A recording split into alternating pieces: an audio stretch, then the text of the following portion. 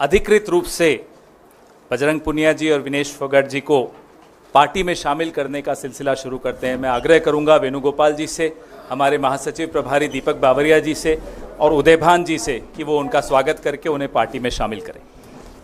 Thank you, welcome. Thank you so much sir. Thank you sir. Vineet ji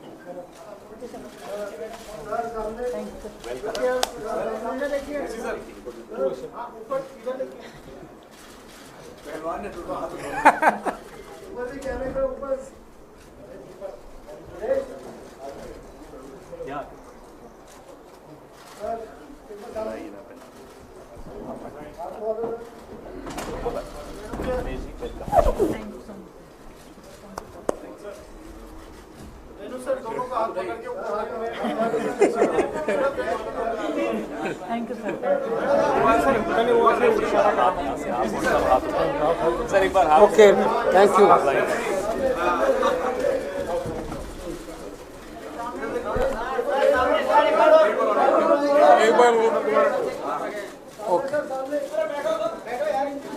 thank you. Okay, thank you.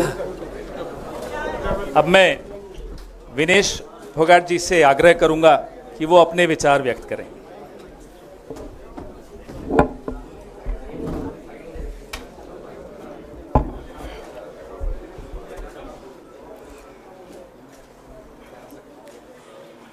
सबसे पहले तो मैं पूरे देशवासियों का बहुत बहुत धन्यवाद कहना चाहती हूँ, आप मीडिया पर्सन्स का भी, क्योंकि आप लोग ही हम लोगों को इतना through out the journey wrestling में आपने सपोर्ट किया है।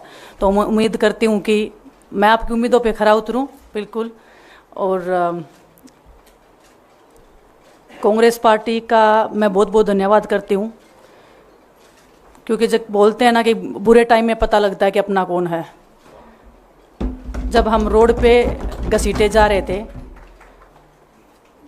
तो छोड़ के बीजेपी को देश में जितनी भी पार्टियां हैं वो हमारे साथ में थी, हमारे दर्द को समझ पा रही थी, हमारे आंसुओं को समझ पा रही थी। मैं बहुत प्राउड फील कर रही हूँ कि मैं एक ऐसी पार्टी में, एक ऐसी विचारधारा में हूँ जो महिलाओं के साथ हो रहा अन्याय और उनके साथ बुरे बर्ताव के खिलाफ खड़ी है। वो लड़ाई लड़ने के तैयार है, सड़क से लेकर संसद तक। और मैं विश्वास दिलाती हूँ पूरे देशवासियों को कि जो मेहनत, जो लगन से हमने रेसलिंग में काम किया है, हम चाहते हैं कि देश के हर एक नागरिक को जो दर्द, जो तकलीफ़ हमने झेली है, खासकर महिलाओं के लिए, हर एक उस महिला के साथ में हम खड़े हैं जो अपने आप को लाचार, अपने आप को बेबस समझती है। रेसलिंग में मैंने पूरा कोशिश किया कि मैं जितनी भी महिलाओं को, छोटी बच्चियों को इंस्पायर कर सकती हूँ। मैं चाहती तो मैं जंतर मंतर पे रेसलिंग छोड़ सकती थी, और सभी लोग भी मान रहे थे, पूरा देश इस चीज़ पर विश्वास कर रहा था, क्योंकि बीजेपी आईटी सेल ने उस चीज़ को साबित करने की कोशिश की थी कि हम चले हुए कारतूस हैं, हम ख़त्म हो गए हैं, हम पॉलिटिक्स कर रहे हैं।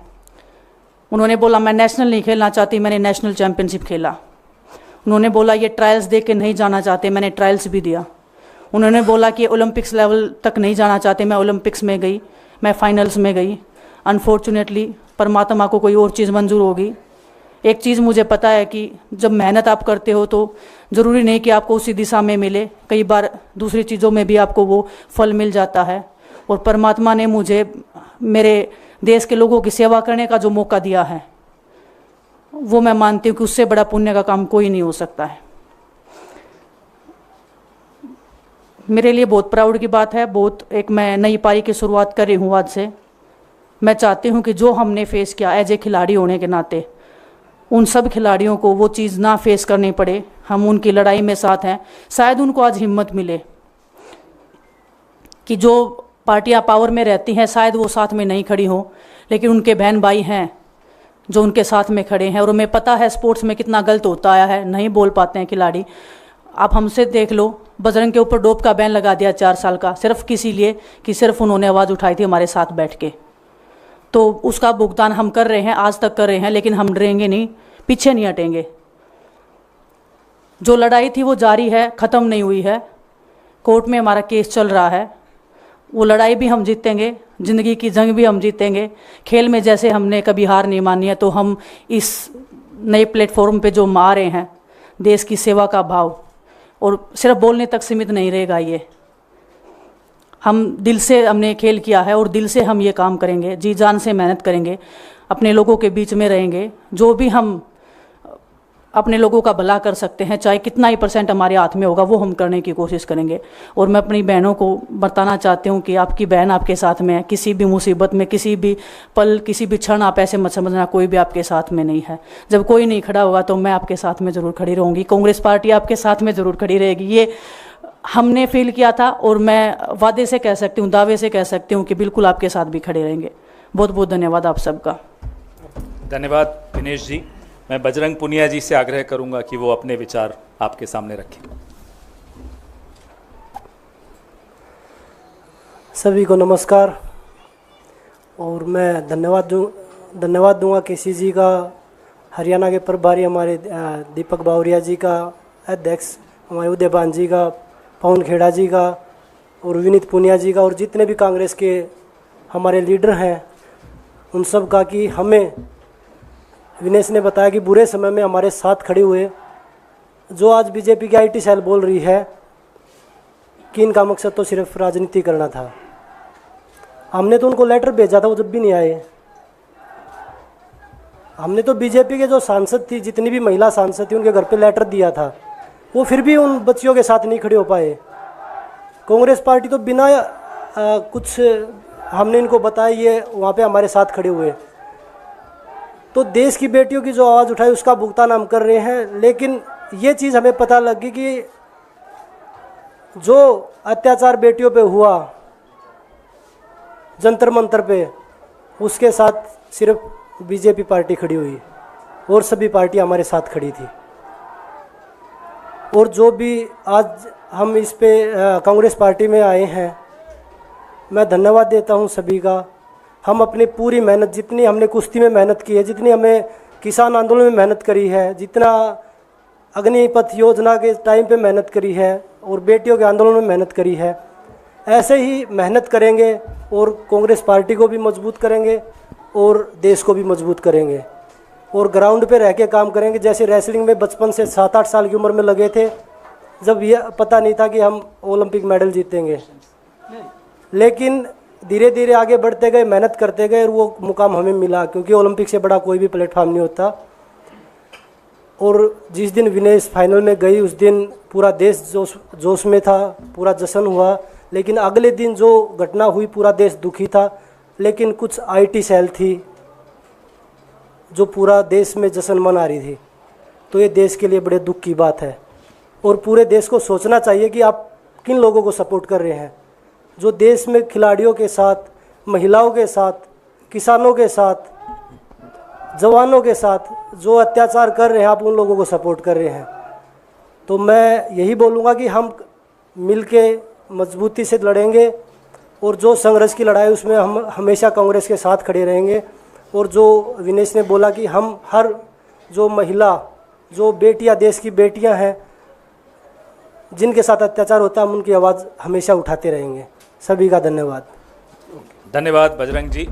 अब कार्यक्रम को हम यहीं समाप्त करेंगे। सवाल नहीं ले पाएंगे क्योंकि बहुत सारी बैठकें हैं। वेणुगोपाल जी को भी जाना है, बजरंग जी को भी, विनेश जी को भी, दीपक जी को भी। अच्छा, एक एक करके फोर क्वेश्चन बोलिए।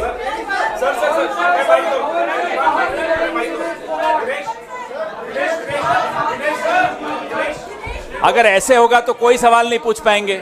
मैं सवाल ले रहा हूं सवाल, ठीक है, ले रहा हूं। अगर आप चाहते हैं सवाल लें तो जब शांति रखेंगे तभी सवाल ले पाएंगे। विनेश, जब चूंकि ओलंपिक फाइनल के बाद आप पहली बार मीडिया के सामने मुखातिब है, मेरा ख्याल है, जिस तरीके से ओवरवेट होने के कारण आप बाहर हुई, कांग्रेस ने आरोप लगाया, कई लोगों ने आरोप लगाया कि आपके साथ साजिश की गई, चूंकि आप लोगों ने आंदोलन किया था। तो मैं पहला सवाल तो ये पूछना चाहता हूं कि आपको क्या लगता है, क्या साजिश की वजह से आपको पदक से दूर रखा गया?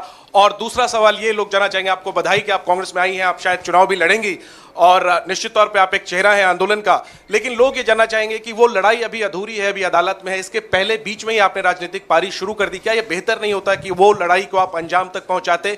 और राजनीति के लिए तो आपके पास काफी लंबा नहीं, इतना लंबा नहीं प्लीज। ओलंपिक फाइनल वाला पे जो ओलंपिक्स की आप बात कर रहे हो, किसी दिन फुर्सत में बात करूंगी। बहुत इमोशनल चीज़ है मेरे लिए।